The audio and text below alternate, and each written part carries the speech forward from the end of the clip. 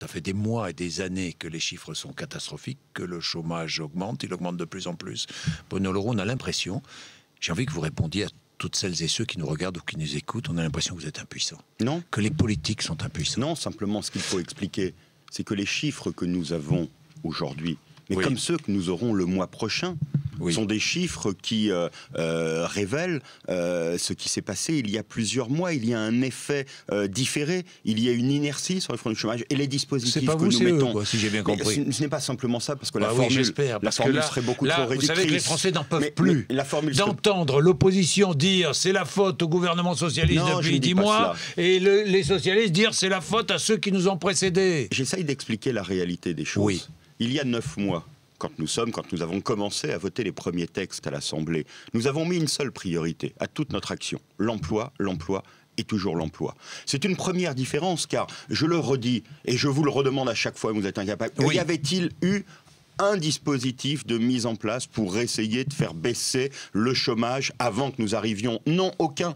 On a même laissé, et cela a été coupable, on a laissé des entreprises avec des plans se développer ou alors ne pas être pris en compte simplement parce qu'il ne fallait pas alerter, parce qu'il fallait dans la campagne électorale que les choses se passent le mieux possible. Et nous avons eu à faire face, et notamment Arnaud Montebourg au ministère du redressement productif, à toute une série de plans sociaux qui avaient été préparés, qui ont été mis en place et dont nous avons les effets aujourd'hui. Alors depuis, sans relâche, d'abord nous cherchons à gérer chacun de ces plans dans chacun des départements avec les préfets pour essayer de les empêcher, pour essayer de faire en sorte de trouver des solutions. Ça a permis de sauver un certain nombre de milliers d'emplois. Mais pour le reste, eh bien, il y a eu des textes pour les jeunes les plus en difficulté, les emplois d'avenir, des textes pour lier l'avenir des seniors et l'avenir des jeunes dans l'entreprise, les contrats de génération. Mais ces contrats ont été votés il y a quelques semaines. Ils se mettent en place aujourd'hui. Nous sommes en train, on en discutera peut-être tout à l'heure, de discuter d'une chose importante, la sécurisation du marché de l'emploi et sa flexibilité. On va en parler. Cela va se mettre en place. Nous ne sommes pas inactifs et donc, je le redis,